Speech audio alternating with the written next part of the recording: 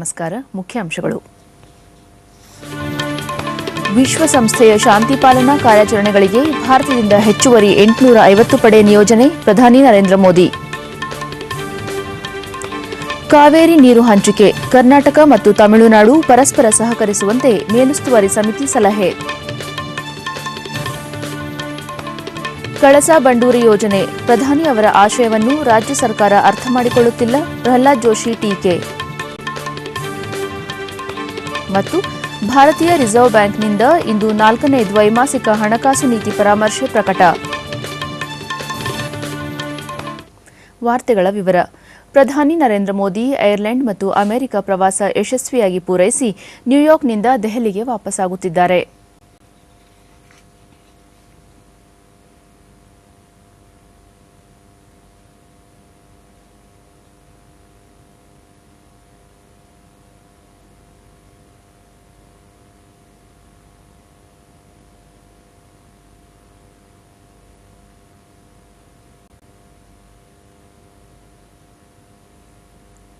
ನ್ಯೂಯಾರ್ಕ್ನಲ್ಲಿ ಶಾಂತಿ ಪಾಲನೆ ಕುರಿತ ವಿಶ್ವಸಂಸ್ಥೆಯ ಶೃಂಗಸಭೆಯನ್ನುದ್ದೇಶಿಸಿ ಮಾತನಾಡಿದ ಅವರು, ವಿಶ್ವಸಂಸ್ಥೆಯ ಶಾಂತಿ ಪಾಲನಾ ಕಾರ್ಯಾಚರಣೆಗಳಿಗೆ ಭಾರತ ಹೆಚ್ಚುವರಿಯಾಗಿ 850 ಪಡೆಗಳನ್ನು ಒದಗಿಸಲಿದೆ.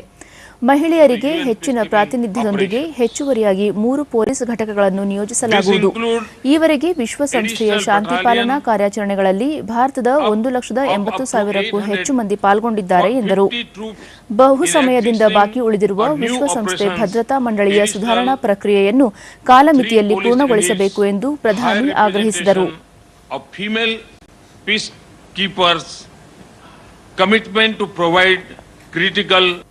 enables 180,000 Indian troops have participated in UN peacekeeping mission, more than from any other country. India has participated in 48 of the 69 UN peacekeeping missions so far. The long pending task of reforms within a fixed time frame of the UN Security Council to preserve the relevance and effectiveness of UN. I would be most fitting in the proposed memorial wall to the fallen peacekeepers is created quickly. India stands ready to contribute, including financially, to this objective. ಅಮೆರಿಕದ ಅಧ್ಯಕ್ಷ Barack Obama ತಮ್ಮ ಸರ್ಕಾರದಿಂದ ಹೆಚ್ಚಿನ ಸಂಪನ್ಮೂಲ ಒದಗಿಸುವುದಾಗಿ ಭರವಸೆ ನೀಡಿದರು. The first in more than 20 years to expand our support for UN peace operations. Like the nations participating today, we'll pledge additional resources. We'll work to double the number of US military officers serving in peacekeeping operations. We will offer logistical support, including our unrivaled network of air and sea lift. We need much more ವಿಶ್ವಸಂಸ್ಥೆಯ ಮಹಾಕಾರ್ಯದರ್ಶಿ ಬಾನ್ ಕಿ Moon ಶಾಂತಿ ಪಾಲನಾ ಪಡೆಗಳಲ್ಲಿ ಮಹಿಳಾ ಅಧಿಕಾರಿಗಳು ಹೆಚ್ಚಿನ ಸಂಖ್ಯೆಯಲ್ಲಿರಬೇಕೆಂದು ಆಶಯ ವ್ಯಕ್ತಪಡಿಸಿದರು.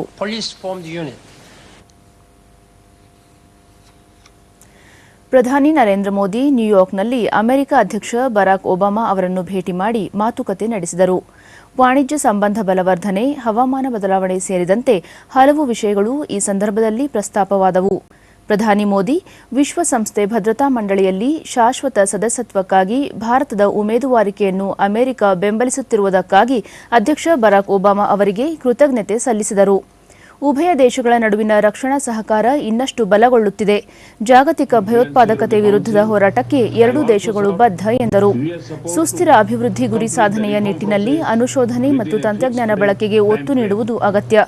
ಶುದ್ಧ ಮತ್ತು ನವೀಕರಿಸಬಹುದಾದ ಇಂಧನ ಮೂಲಗಳ ಬಳಕೆ ಹಾಗೂ ಇಂಧನ ದಕ್ಷತೆ ವಲಯದಲ್ಲಿ ಉಭಯ ದೇಶಗಳ ನಡುವೆ ಹೆಚ್ಚಿನ ಭಾಗಿದಾರಿಕೆ ಇರಲಿದೆ ಎಂದು ತಿಳಿಸಿದರು. ಬರಾಕ್ ಒಬಾಮಾ ಶುದ್ಧ ಮತ್ತು ನವೀಕರಿಸಬಹುದಾದ ಇಂಧನ ವಲಯಕ್ಕೆ ಪ್ರಧಾನಿ ಮೋದಿ ಅವರ ಬದ್ಧತೆಯನ್ನು ಶ್ಲಾಘಿಸಿದರು. Innovation and technology for achieving sustainable development goals, including combating climate change and conserving nature. President and I share an uncompromising commitment on climate change without affecting our ability to meet the Kaveri ನೀರು ಹಂಚಿಕೆ ವಿಚಾರದಲ್ಲಿ ಕರ್ನಾಟಕ ಮತ್ತು ತಮಿಳುನಾಡು ಪರಸ್ಪರ ಸಹಕರಿಸುವಂತೆ ಕಾವೇರಿ ಮೇಲುಸ್ತುವಾರಿ ಸಮಿತಿ ಸಲಹೆ ಮಾಡಿರುವುದಾಗಿ ಮೂಲಗಳನ್ನು ಆಧರಿಸಿ ಸುದ್ದಿಸಂಸ್ಥೆ ವರದಿ ಮಾಡಿದೆ. ದೆಹಲಿಯಲ್ಲಿ ನಿನ್ನೆ ಕೇಂದ್ರ ಜಲಸಂಪನ್ಮೂಲ ಸಚಿವಾಲಯದ ಕಾರ್ಯದರ್ಶಿ ಶಶಿಶೇಖರ್ ಅವರ ಅಧ್ಯಕ್ಷತೆಯಲ್ಲಿ ನಡೆದ ಸಮಿತಿಯ ಸಭೆಯಲ್ಲಿ ಕೇಂದ್ರೀಯ ಜಲಮಂಡಳಿ ಅಧ್ಯಕ್ಷ ಎಬಿ ಪಾಂಡ್ಯ ಹಾಗೂ ಉಭಯ ರಾಜ್ಯ ಸರ್ಕಾರಗಳ ಮುಖ್ಯ ಕಾರ್ಯದರ್ಶಿಗಳು ಭಾಗವಹಿಸಿದ್ದರು. ಕರ್ನಾಟಕದಿಂದ ತನಗೆ 47.5 ಟಿಎಂಸಿ ಅಡಿ ನೀರು ಬರಬೇಕಿದ್ದು ಅದನ್ನು ಬಿಡುಗಡೆ ಮಾಡುವಂತೆ ಆ ರಾಜ್ಯಕ್ಕೆ ಸೂಚಿಸಬೇಕು ಎಂದು ತಮಿಳುನಾಡು ಮೇಲುಸ್ತುವಾರಿ ಸಮಿತಿಗೆ ಆಗ್ರಹಿಸಿತು. ಇದಕ್ಕೆ ಪ್ರತಿಕ್ರಿಯಿಸಿದ ಕರ್ನಾಟಕ, ರಾಜ್ಯದಲ್ಲಿ ಶೇಕಡಾ 23ರಷ್ಟು ಮಳೆ ಕೊರತೆ ಹಾಗೂ ಜಲಾಶಯಗಳಲ್ಲಿ ನೀರಿನ ಸಂಗ್ರಹ ತೀರ ಕಡಿಮೆ ಇರುವುದರಿಂದ ನೀರು ಬಿಡುಗಡೆ ಸಾಧ್ಯವಾಗದು. ತಮಿಳುನಾಡಿಗೆ ಈವರೆಗೆ 84 ಟಿಎಂಸಿ ಅಡಿ ನೀರು ಹರಿಸಲಾಗಿದೆ. ನೀರಿನ ಕೊರತೆ ತೀವ್ರವಿರುವ ಹಿನ್ನೆಲೆಯಲ್ಲಿ ಸಂಕಷ್ಟ ಹಂಚಿಕೆ ಸೂತ್ರ ಅನುಸರಿಸುವುದು ಸೂಕ್ತ ಎಂದು ಪ್ರತಿಪಾದಿಸಿದ್ದಾಗಿ ವರದಿ ತಿಳಿಸಿದೆ. ಕಳಸಾ ಬಂಡೂರಿ ಯೋಜನೆ ಜಾರಿಗೆ ಆಗ್ರಹಿಸಿ ಗದಗ ಜಿಲ್ಲೆಯ ನರಗುಂದದಲ್ಲಿ ನಡೆಯುತ್ತಿರುವ ಧರಣಿ ಸತ್ಯಾಗ್ರಹ 75ನೇ ದಿನಕ್ಕೆ ಕಾಲಿಟ್ಟಿದೆ. ಈ ಹಿನ್ನೆಲೆಯಲ್ಲಿ ನಿನ್ನೆ ಬಿಜೆಪಿ ರಾಷ್ಟ್ರೀಯ ಉಪಾಧ್ಯಕ್ಷ ಬಿಎಸ್ ಯಡಿಯೂರಪ್ಪ, ಪಕ್ಷದ ರಾಜ್ಯಾಧ್ಯಕ್ಷ ಪ್ರಹ್ಲಾದ್ ಜೋಶಿ, ಸಂಸದ ಬಿ ಶ್ರೀರಾಮುಲು ಮತ್ತಿತರ ನಾಯಕರು ಧರಣಿ ಸ್ಥಳಕ್ಕೆ ಭೇಟಿ ನೀಡಿ ಹೋರಾಟಕ್ಕೆ ತಮ್ಮ ಬೆಂಬಲ ವ್ಯಕ್ತಪಡಿಸಿದರು. ಯಡಿಯೂರಪ್ಪ, ಮುಖ್ಯಮಂತ್ರಿ ಸಿದ್ದರಾಮಯ್ಯ ದ್ವಂದ್ವ ಹೇಳಿಕೆಗಳನ್ನು ನೀಡಿ ಜನರ ದಾರಿ ತಪ್ಪಿಸುತ್ತಿದ್ದಾರೆ. ಗೋವಾ ಮತ್ತು ಮಹಾರಾಷ್ಟ್ರದ ವಿರೋಧ ಪಕ್ಷದ ನಾಯಕರನ್ನು ಭೇಟಿ ಮಾಡುತ್ತಿಲ್ಲ. ಮುಖ್ಯಮಂತ್ರಿ ಸಕಾರಾತ್ಮಕವಾಗಿ ಸ್ಪಂದಿಸದಿದ್ದರೆ ಬಿಜೆಪಿ ನಾಯಕರೆಲ್ಲ ಅವರ ನಿವಾಸಕ್ಕೆ ಮುತ್ತಿಗೆ ಹಾಕುತ್ತೇವೆ ಎಂದರು. ಪ್ರಹ್ಲಾದ್ ಜೋಶಿ, ವಿವಾದ ಸುಪ್ರೀಂ ಕೋರ್ಟ್ ಮೆಟ್ಟಿಲೇರಲು ರಾಜ್ಯ ಸರ್ಕಾರವೇ ಕಾರಣ. ಪ್ರಧಾನಿ ಅವರ ಆಶಯವನ್ನು ರಾಜ್ಯ ಸರ್ಕಾರ ಅರ್ಥ ಮಾಡಿಕೊಳ್ಳುತ್ತಿಲ್ಲ ಎಂದು ದೂರಿದರು. ಕಾರಣಕರ್ತರಾಗಿದ್ದಾರೆ, ಅವರ ಸಹಕಾರವು ನಮಗೆ ಬೇಕಾಗ್ತದೆ ಅನ್ನುವಂತಹ ಹಿನ್ನೆಲೆಯಲ್ಲಿ ಪ್ರಧಾನಮಂತ್ರಿಗಳ ಆಶಯ ವ್ಯಕ್ತಪಡಿಸಿದ್ರು. ನಾವು ಗೋವಾಕ್ಕೆ ಹೋಗೋಣ. ಹುಬ್ಬಳ್ಳಿಯಲ್ಲಿ ಜಿಲ್ಲಾ ಮಾರ್ಗದರ್ಶಿ ಬ್ಯಾಂಕ್ ಆಗಿರುವ ವಿಜಯ ಬ್ಯಾಂಕ್ ನೇತೃತ್ವದಲ್ಲಿ ನಿನ್ನೆ ಆಯೋಜಿಸಿದ್ದ ಪ್ರಧಾನಮಂತ್ರಿ ಮುದ್ರಾ ಬ್ಯಾಂಕ್ ಸಾಲ ಮೇಳವನ್ನು ಸಂಸದ ಪ್ರಹ್ಲಾದ್ ಜೋಶಿ ಉದ್ಘಾಟಿಸಿದರು. ಮುದ್ರಾ ಕಾರ್ಡ್ ಅನಾವರಣಗೊಳಿಸಿ ಫಲಾನುಭವಿಗಳಿಗೆ ಚೆಕ್ ವಿತರಿಸಲಾಯಿತು. ನಂತರ ಪ್ರಹ್ಲಾದ್ ಜೋಶಿ, ಪ್ರಧಾನಿ ನರೇಂದ್ರ ಮೋದಿ ಅವರು ಮುದ್ರಾ ಯೋಜನೆಯ ಮೂಲಕ ಅತ್ಯಂತ ಸರಳ ರೀತಿಯಲ್ಲಿ 50,000ದಿಂದ 10 ಲಕ್ಷ ರೂಪಾಯಿವರೆಗೆ ಸಾಲ ಸೌಲಭ್ಯ ಒದಗಿಸುವ ಹೊಸ ಯೋಜನೆಯನ್ನು ಜಾರಿಗೊಳಿಸಿದ್ದಾರೆ. ಆರ್ಥಿಕವಾಗಿ ಹಿಂದುಳಿದವರು ಸ್ವಾವಲಂಬಿಗಳಾಗಲು ಇದು ಉತ್ತಮ ಯೋಜನೆಯಾಗಿದೆ ಎಂದು ಹೇಳಿದರು. 10 ಲಕ್ಷದವರೆಗೆ ಲೋನ್ ಕೊಡುವಂಥ ಒಂದು ಹೊಸ ಯೋಜನೆ ಇದು. ಇದರ ಪರಿಣಾಮವಾಗಿ ಯಾರು ಹಿಂದುಳಿದ ವರ್ಗದವರು ಮತ್ತು ದುಡ್ಡು ಇಲ್ಲದ ಕಾರಣಕ್ಕೆ ಉದ್ಯೋಗ ಅವ್ರಿಗೆ ಮಾಡಲಿಕ್ಕೆ ಉದ್ಯೋಗ ಮಾಡಲಿಕ್ಕೆ ಆಗದೇ ಇರುವಂಥವರು, ಇವರೆಲ್ಲರೂ ಈ ಒಂದು ಸಾಲದ ಸದುಪಯೋಗವನ್ನು ಪಡೆಯುವುದರ ಮೂಲಕ ತಮ್ಮ ಸ್ವಂತ ಕಾಲ ಮೇಲೆ ನಿಲ್ಲಕ್ಕೆ ಅವಕಾಶ ಆಗುವಂಥ ಒಂದು ಉತ್ತಮವಾದಂಥ ಯೋಜನೆಯನ್ನು ರೂಪಿಸಿದ್ದಾರೆ. ಇದರಲ್ಲಿ ಬ್ಯಾಂಕ್ ಅಧಿಕಾರಿ ಬಸವರಾಜ್ ಹೂಗಾರ್, ಫಲಾನುಭವಿಗಳು ಸಾಲದ ಮೊತ್ತದಲ್ಲಿ ಪಡೆದ ಸ್ವತ್ತುಗಳೇ ಈ ಸಾಲಕ್ಕೆ ಭದ್ರತೆ. ಅರ್ಜಿ ಸಲ್ಲಿಸಿದ 30 ದಿನಗಳ ಒಳಗಾಗಿ ಸಾಲ ಮಂಜೂರು ಮಾಡಲಾಗುತ್ತದೆ ಎಂದು ಹೇಳಿದರು. ಸಾಲವನ್ನು ನೀಡಲಾಗುತ್ತದೆ ಅಂದರೆ ಅವರವರ ಯೋಜನೆಗೆ ತಕ್ಕ ಹಾಗೆ. ಫಲಾನುಭವಿ ಪ್ರತಿಭಾ ಪವಾರ್, ಇದು ಬಡವರಿಗೆ ಅನುಕೂಲವಾಗುವ ಯೋಜನೆ. ಇದನ್ನು ಸದುಪಯೋಗಪಡಿಸಿಕೊಂಡರೆ ಅಭಿವೃದ್ಧಿ ಹೊಂದಬಹುದು ಎಂದರು. ಬಡವರ ಜನರಿಗೆ ಅನುಕೂಲ ಆಗುವಂಗೆ ಮಾಡಿದ್ದಾರೆ. ಎಲ್ಲರೂ ಅದರ ಸೌಲಭ್ಯವನ್ನು ತಗೊಳ್ಳಿ. ಬೆಳಗಾವಿಯ ಕುಮಾರ ಗಂಧರ್ವ ರಂಗಮಂದಿರದಲ್ಲಿ ಇಂದಿನಿಂದ 3 ದಿನಗಳ ಕಾಲ ಸಾರ್ವಜನಿಕ ಮಾಹಿತಿ ಆಂದೋಲನ ನಡೆಯಲಿದೆ. ಕೇಂದ್ರ ಸರ್ಕಾರದ ವಾರ್ತಾ ಶಾಖೆ ಪಿಐಬಿ, ವಿವಿಧ ಮಾಧ್ಯಮ ಘಟಕಗಳು ಹಾಗೂ ಜಿಲ್ಲಾಡಳಿತದ ಸಹಕಾರದೊಂದಿಗೆ ಆಯೋಜಿಸಿರುವ ಈ ಆಂದೋಲನದಲ್ಲಿ ಕೇಂದ್ರ ಸರ್ಕಾರದ ಮಹತ್ವಾಕಾಂಕ್ಷಿ ಯೋಜನೆಗಳನ್ನು ಬಿಂಬಿಸಲಾಗುವುದು. ಪಿಐಬಿ ಹೆಚ್ಚುವರಿ ಮಹಾನಿರ್ದೇಶಕ ಎಸ್ ವೆಂಕಟೇಶ್ವರ್, ಭಾರತ ಸರ್ಕಾರದ ಪ್ರಮುಖ ಯೋಜನೆಗಳ ವಸ್ತು ಪ್ರದರ್ಶನ, ಛಾಯಾಚಿತ್ರ ಪ್ರದರ್ಶನಗಳ ಮೂಲಕ ಸಾರ್ವಜನಿಕರಿಗೆ ಮಾಹಿತಿ ನೀಡಲಾಗುವುದು ಎಂದು ತಿಳಿಸಿದರು. On major issues of health, education, agriculture, sanitation, Jan Dhan Yojana, insurance policies and other schemes. And this campaign has 3 components. First is exhibition will be having around 40 stalls, and all the departments will be showcasing their public policies, programs and their achievements and success stories. And then we have seminars on different themes where experts and departmental heads and resource persons will be speaking on different aspects. Then we also have entertainment. So these 3 modes will be disseminating information on all the government schemes. ರಾಜ್ಯ ಕುರಿ ಮತ್ತು ಉಣ್ಣೆ ಅಭಿವೃದ್ಧಿ ನಿಗಮದ ವತಿಯಿಂದ ರೋಗಗ್ರಸ್ತ ಕುರಿ ಮತ್ತು ಮೇಕೆಗಳಿಗೆ ತುರ್ತು ಆರೋಗ್ಯ ಸೇವೆ ಒದಗಿಸಲು ರಾಜ್ಯದ 18 ಜಿಲ್ಲೆಗಳಲ್ಲಿ ಸಂಚಾರಿ ಆಂಬ್ಯುಲೆನ್ಸ್ ವ್ಯವಸ್ಥೆಗೆ ಮುಖ್ಯಮಂತ್ರಿ ಸಿದ್ದರಾಮಯ್ಯ ನಾಳೆ ಬೆಂಗಳೂರಿನ ಹೆಬ್ಬಾಳದಲ್ಲಿರುವ ಪಶುವೈದ್ಯಕೀಯ ಕಾಲೇಜಿನ ಆವರಣದಲ್ಲಿ ಚಾಲನೆ ನೀಡಲಿದ್ದಾರೆ ಎಂದು ನಿಗಮದ ಅಧ್ಯಕ್ಷ ಪಂಡಿತ್ ರಾವ್ ಚಿದ್ರಿ ಬೆಂಗಳೂರಿನಲ್ಲಿ ನಿನ್ನೆ ತಿಳಿಸಿದ್ದಾರೆ. ಕುರಿ ಮತ್ತು ಉಣ್ಣೆ ಉತ್ಪಾದಕರ ಸಹಕಾರ ಸಂಘಗಳ ಬಲವರ್ಧನೆಗೆ ರಾಜ್ಯ ಸರ್ಕಾರ 25 ಕೋಟಿ ರೂಪಾಯಿ ಅನುದಾನ ಮಂಜೂರು ಮಾಡಿ 5 ಕೋಟಿ ರೂಪಾಯಿ ಬಿಡುಗಡೆ ಮಾಡಿದ್ದು, ಮೊದಲ ಹಂತದಲ್ಲಿ 100 ಸಂಘಗಳಿಗೆ ತಲಾ 5 ಲಕ್ಷ ರೂಪಾಯಿಯಂತೆ ಸಹಾಯಧನವನ್ನು ಮುಖ್ಯಮಂತ್ರಿ ವಿತರಿಸುವರು. ರಾಜ್ಯಾದ್ಯಂತ ಎಲ್ಲ ಕುರಿ ಮತ್ತು ಮೇಕೆಗಳಿಗೆ ಉಚಿತವಾಗಿ ಲಸಿಕೆ ಹಾಕುವ ಕಾರ್ಯಕ್ರಮಕ್ಕೂ ಚಾಲನೆ ನೀಡುವರು ಎಂದು ಹೇಳಿದರು. ಕೇವಲ 6 ಜಿಲ್ಲೆಗಳಲ್ಲಿದ್ದ ನಿಗಮದ ಕಚೇರಿಗಳನ್ನು ಈಗ 23 ಜಿಲ್ಲೆಗಳಲ್ಲಿ ಸ್ಥಾಪಿಸಲಾಗಿದೆ. ಪಶುಭಾಗ್ಯ ಯೋಜನೆಯಡಿ ಡಿಸಿಸಿ ಬ್ಯಾಂಕುಗಳಿಂದ 50,000 ರೂಪಾಯಿವರೆಗೆ ಬಡ್ಡಿ ರಹಿತ ಸಾಲ ಸೇರಿದಂತೆ ವಿವಿಧ ಕಾರ್ಯಕ್ರಮಗಳನ್ನು ನಿಗಮ ಹಮ್ಮಿಕೊಂಡಿದೆ ಎಂದು ತಿಳಿಸಿದರು.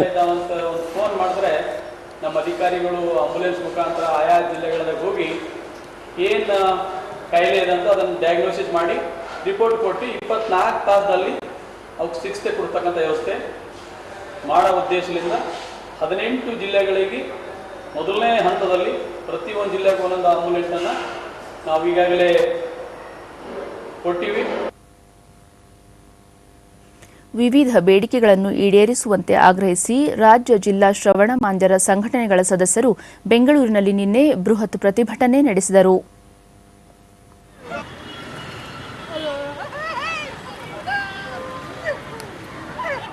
ಇಲ್ಲಿ ನಮ್ಮ ಬೇಡಿಕೆಗಳನ್ನು ಶ್ರವಣ ಮಾಂದ್ಯರಿಗೆ ಉಚಿತ ಬಸ್ ಪಾಸ್, ವಿದ್ಯಾಭ್ಯಾಸಕ್ಕೆ ಪ್ರೋತ್ಸಾಹ, ವಿವಿಧ ಉದ್ಯೋಗಾವಕಾಶಗಳಿಗೆ ರಾಜ್ಯ ಸರ್ಕಾರ ಯೋಜನೆಗಳನ್ನು ರೂಪಿಸಬೇಕು. ಇಲ್ಲವಾದರೆ ತೀವ್ರ ಹೋರಾಟ ಹಮ್ಮಿಕೊಳ್ಳಲಾಗುವುದು ಎಂದು ಹೇಳಿದರು. ಮಾಶಾಸನ ಕೊಡೋದ್ರ ಮೂಲಕ ರಾಜ್ಯದಲ್ಲಿ ಒಂದು ಬದಲಾವಣೆಯನ್ನು ತರಬೇಕು. ಭಾರತೀಯ ರಿಸರ್ವ್ ಬ್ಯಾಂಕ್ ಇಂದು 4ನೇ ದ್ವೈಮಾಸಿಕ ಹಣಕಾಸು ನೀತಿ ಪರಾಮರ್ಶೆ ಪ್ರಕಟಿಸಲಿದೆ. ದೇಶದ ಆರ್ಥಿಕ ರಂಗಕ್ಕೆ ಉತ್ತೇಜನ ನೀಡುವ ನಿಟ್ಟಿನಲ್ಲಿ ಆರ್ಬಿಐ ಶೇಕಡಾ 0.25ರಷ್ಟು ಬಡ್ಡಿ ಕಡಿತ ಪ್ರಕಟಿಸುವ ನಿರೀಕ್ಷೆಯಿದೆ. ಅಸ್ಸಾಂನ ಕಾಮ್ರೂಪ್ ಗ್ರಾಮೀಣ ಜಿಲ್ಲೆಯ ಕೋಲೋಹಿ ನದಿಯಲ್ಲಿ ನಿನ್ನೆ 200 ಮಂದಿ ಪ್ರಯಾಣಿಸುತ್ತಿದ್ದ ಬೋಟ್ ಮುಳುಗಿ ಸಂಭವಿಸಿದ ಅವಘಡದಲ್ಲಿ 30 ಮಂದಿ ನಾಪತ್ತೆಯಾಗಿದ್ದಾರೆ. ಬೋಟಿನ ಎಂಜಿನ್ ಸ್ಥಗಿತಗೊಂಡು ಅದು ಸೇತುವೆಯೊಂದರ ಕಂಬಕ್ಕೆ ಡಿಕ್ಕಿ ಹೊಡೆದ ಪರಿಣಾಮ ಈ ದುರಂತ ಸಂಭವಿಸಿತು. ಬಹುತೇಕ ಮಂದಿ ಈಜಿ ಪಾರಾದರೆ 30 ಮಂದಿ ನಾಪತ್ತೆಯಾಗಿದ್ದಾರೆ ಎಂದು ಜಿಲ್ಲಾಧಿಕಾರಿ ತಿಳಿಸಿದ್ದಾರೆ. ಬೆಂಗಳೂರು ನಗರ ಜಿಲ್ಲಾ ಮಟ್ಟದ ದಸರಾ ಕ್ರೀಡಾಕೂಟ ಬೆಂಗಳೂರಿನಲ್ಲಿ ನಿನ್ನೆ ನಡೆಯಿತು. ಕ್ರೀಡಾಕೂಟ ಉದ್ಘಾಟಿಸಿದ ಯುವ ಸಬಲೀಕರಣ ಮತ್ತು ಕ್ರೀಡಾ ಇಲಾಖೆ ಸಹಾಯಕ ನಿರ್ದೇಶಕಿ ಎಂಎಲ್ ದೇವಿಕಾ, ವಿಭಾಗ ಮಟ್ಟ ಹಾಗೂ ರಾಜ್ಯ ಮಟ್ಟದ ಕ್ರೀಡಾಕೂಟವನ್ನು ಬೆಂಗಳೂರಿನಲ್ಲಿ ರದ್ದುಪಡಿಸಿ ಜಿಲ್ಲಾ ಪಂಚಾಯತ್ ಅನುದಾನದಲ್ಲಿಯೇ ಬೆಂಗಳೂರು ನಗರ ದಸರಾ ಕ್ರೀಡಾಕೂಟವನ್ನು ನಡೆಸಲಾಗುತ್ತಿದೆ ಎಂದು ಹೇಳಿದರು. ನಗರ ವಿಭಾಗ ಮಟ್ಟದ ದಸರಾ ಕ್ರೀಡಾಕೂಟವನ್ನು ನಾವು ಆಯೋಜಿಸ್ತಿದ್ವಿ. ಇಲ್ಲಿ ಗೆದ್ದಂತಹವರು ನೇರವಾಗಿ ಮೈಸೂರಿಗೆ ಹೋಗುವಂತಹ ಪರಿಪಾಠ ಇತ್ತು. ಆದರೆ ಈಗ ಇದನ್ನ ಡಿವಿಷನ್ ಲೆವೆಲ್ ಹಾಗೂ ಸ್ಟೇಟ್ ಲೆವೆಲ್ ಎರಡು ದಸರಾ ಕ್ರೀಡಾಕೂಟವನ್ನು ರದ್ದುಪಡಿಸಿ ಜಿಲ್ಲಾ ಪಂಚಾಯತ್ ಅನುದಾನದಲ್ಲಿ ಮಾತ್ರ ಜಿಲ್ಲಾ ಮಟ್ಟದ ದಸರಾ ಕ್ರೀಡಾಕೂಟವನ್ನು ದಸರಾ ಹಬ್ಬದ ವಿಶೇಷವಾಗಿ ಇವತ್ತು ನಾವು ಆಚರಿಸಿಕೊಳ್ತಾ ಇದ್ದೀವಿ. ನಗರದ ವಿವಿಧ ಭಾಗಗಳಿಂದ ಕ್ರೀಡಾಪಟುಗಳು ಕೂಟದಲ್ಲಿ ಪಾಲ್ಗೊಂಡಿದ್ದರು. ಈಗ ಇಂದಿನ ಪತ್ರಿಕೆಗಳ ಇಣುಕು ನೋಟ. ವಿಶ್ವಸಂಸ್ಥೆಯ ಭದ್ರತಾ ಮಂಡಳಿಯ ಕಾಯಂ ಸದಸ್ಯತ್ವ ಭಾರತಕ್ಕೆ ದಿಗ್ಗಜರ ಬೆಂಬಲ. 21ನೇ ಶತಮಾನ ಭಾರತದ್ದು. ಅಮೆರಿಕದಲ್ಲಿ ಭಾರತೀಯ ಸಮುದಾಯವನ್ನು ಉದ್ದೇಶಿಸಿ ಮೋದಿ ಭರವಸೆಯ ಮಾತು. ಕಾವೇರಿ ನೀರು ಬಿಡಲು ಸಾಧ್ಯವೇ ಇಲ್ಲ. ಮೇಲುಸ್ತುವಾರಿ ಸಮಿತಿ ಸಭೆಯಲ್ಲಿ ಕರ್ನಾಟಕ ಸ್ಪಷ್ಟನೆ. ಇನ್ನು 10 ದಿನ ನಿರ್ಧಾರವಿಲ್ಲ. ಸಾಮಾಜಿಕ ಆರ್ಥಿಕ ಜಾತಿ ಗಣತಿ ವರದಿ ಬಿಡುಗಡೆ. ರಾಜ್ಯದಲ್ಲಿ ಶೇಕಡಾ 31 ಅನಕ್ಷರಸ್ಥರು. 1,000 ಪುರುಷರಿಗೆ 956 ಮಹಿಳೆಯರು.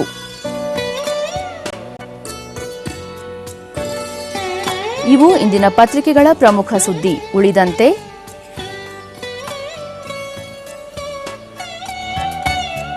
ಇಸ್ರೋದಿಂದ ಮಹತ್ತರ ಸಾಧನೆ. ಬಾಹ್ಯಾಕಾಶ ವೀಕ್ಷಣಾಲಯ ಆಸ್ಟ್ರೋಸ್ಯಾಟ್ ಉಡಾವಣೆ. ಉಪಲೋಕಾಯುಕ್ತ ನೇಮಕ ಶಿಫಾರಸು ಸರ್ಕಾರಕ್ಕೆ ವಾಪಸ್. ನ್ಯಾಯಮೂರ್ತಿ ಮಂಜುನಾಥ್ ನೇಮಕಕ್ಕೆ ಒಪ್ಪದ ರಾಜ್ಯಪಾಲ ವಾಲಾ. 500 ಕೋಟಿ ರೂಪಾಯಿ ಮೌಲ್ಯದ ಸರ್ಕಾರಿ ಜಮೀನು ವಶ. ಪ್ರತ್ಯೇಕ ಅಪಘಾತಗಳಲ್ಲಿ 7 ಮಂದಿ ಸಾವು. ಬೆಂಗಳೂರಿನ 3 ದುರ್ಮರಣ. ಮರಕ್ಕೆ ಗುದ್ದಿದ ಮ್ಯಾಕ್ಸಿ ಕ್ಯಾಬ್. T20 ಕದನಕ್ಕೆ ಇಂದು ಸಮರಾಭ್ಯಾಸ. ದಿಲ್ಲಿಯ ಪಾಲಂನಲ್ಲಿ ಚುಟುಕು ಕ್ರಿಕೆಟ್ ಅಭ್ಯಾಸ ಪಂದ್ಯ. ದಕ್ಷಿಣ ಆಫ್ರಿಕಾ ತಂಡಕ್ಕೆ ಭಾರತ ಎ ಸವಾಲು. ಕೊನೆಯಲ್ಲಿ ಮತ್ತೊಮ್ಮೆ ಮುಖ್ಯಾಂಶಗಳು. ವಿಶ್ವಸಂಸ್ಥೆಯ ಶಾಂತಿ ಪಾಲನಾ ಕಾರ್ಯಾಚರಣೆಗಳಿಗೆ ಭಾರತದಿಂದ ಹೆಚ್ಚುವರಿ 850 ಪಡೆ ನಿಯೋಜನೆ. ಪ್ರಧಾನಿ ನರೇಂದ್ರ ಮೋದಿ. ಕಾವೇರಿ ನೀರು ಹಂಚಿಕೆ. ಕರ್ನಾಟಕ ಮತ್ತು ತಮಿಳುನಾಡು ಪರಸ್ಪರ ಸಹಕರಿಸುವಂತೆ ಮೇಲುಸ್ತುವಾರಿ ಸಮಿತಿ ಸಲಹೆ. ಕಳಸಾ ಬಂಡೂರಿ ಯೋಜನೆ. ಪ್ರಧಾನಿ ಅವರ ಆಶಯವನ್ನು ರಾಜ್ಯ ಸರ್ಕಾರ ಅರ್ಥ ಮಾಡಿಕೊಳ್ಳುತ್ತಿಲ್ಲ. ಪ್ರಹ್ಲಾದ್ ಜೋಶಿ ಟೀಕೆ. ಮತ್ತು ಭಾರತೀಯ ರಿಸರ್ವ್ ಬ್ಯಾಂಕ್ನಿಂದ ಇಂದು 4ನೇ ದ್ವೈಮಾಸಿಕ ಹಣಕಾಸು ನೀತಿ ಪರಾಮರ್ಶೆ ಪ್ರಕಟ. ನಮ್ಮ ಮುಂದಿನ ವಾರ್ತಾ ಪ್ರಸಾರ ಮಧ್ಯಾಹ್ನ 1 ಗಂಟೆಗೆ ಚಂದನದಲ್ಲಿ. ನಮಸ್ಕಾರ.